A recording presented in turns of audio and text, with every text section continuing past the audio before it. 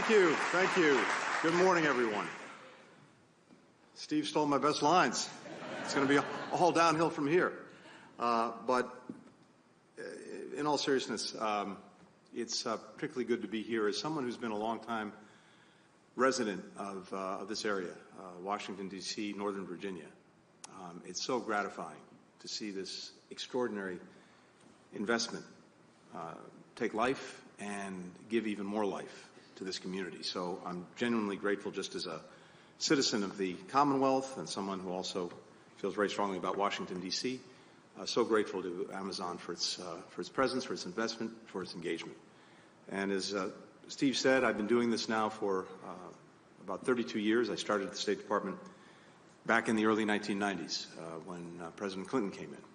And Elena Teplitz, who's here with us today, one of my great colleagues, knows back then I started on the 6th floor of the department in the Bureau of European and Canadian Affairs in their front office. I had a small office. Its previous occupant had been a very large safe, so that gives you some idea of what the office was like. No windows, a very large Wang computer. Some of you may be old enough to remember those gigantic Wang desktop computers. Anyway, as I like to say, over the course of 32 years, I moved up one flight to the 7th floor and got some windows, so not bad. But to all of you here today, but especially, Steve, to you, to Amazon, to our incredible team at the department, including Assistant Secretary Smith, Director Matus, the entire diplomatic security team, for all that they do to protect the State Department community every day and for their role in this partnership. I have to tell you, I have a deep personal affection and gratitude to all of the men and women of diplomatic security. Just on a personal level, other than my family, likely the first person I see in the morning every day and the last person I see at night every evening is from DS. And we all travel the world together. They do so much to make sure that we can do our jobs every single day. And this institution that we built together, OSAC, since its creation back in 1985, it has been a vital partner to the State Department. And as Steve said, we're operating, you're operating in a global environment with a global brand, the American flag. And that is almost entirely for the good, but it brings some challenges with it. And it's imperative that working together, we make sure that we're doing everything possible, whether it's in the federal government, whether it's in the private sector, to make sure that we're defending our people, defending our property, and looking out for each other. And that's what OSAC has been all about. Together, we have partnered to prevent, to mitigate, to manage the threats to our people, to our facilities, to our firms overseas. Now, back when it started, OSAC had 15 members. Today, 6,700 organizations across 150 country chapters, representing an incredibly broad spectrum of private actors, from Fortune 500 companies to small NGOs. And as you look at it, it's not just that the coalition has grown in numbers, it's adapted time and time again to a threat landscape that is increasingly complex and increasingly volatile. Terrorist groups, the foremost danger identified at OSAC's founding, they've changed, they've adapted. In many ways, they've expanded their reach and they've modernized their tactics. And then around the world, we see new security challenges that weren't even present when OSAC was founded, that continue to surface and rapidly evolve.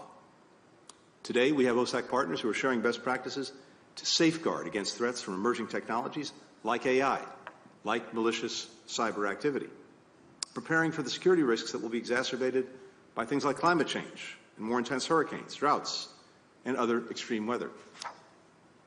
OSAC has also become an essential forum for managing crises, because when the rubber really hits the road, having this organization, having all of these lines of connection and communication makes a big difference.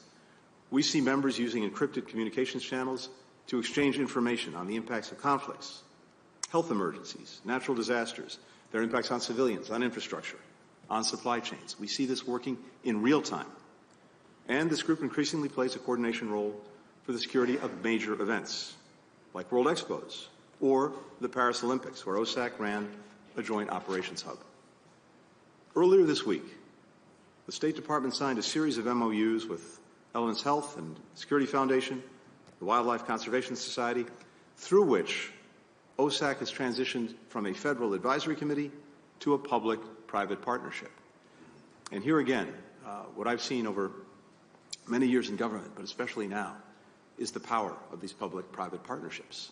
I think this is at the heart of everything we need to be doing to make sure that government and the private sector are working effectively together. So this model is going to empower OSAC to respond even more quickly to unfolding crises or newfound threats. It will allow members to contribute greater financial support to OSAC. It will enable the State Department to solicit the expertise of all OSAC partners, as opposed to the narrower group of members who could engage under the original framework.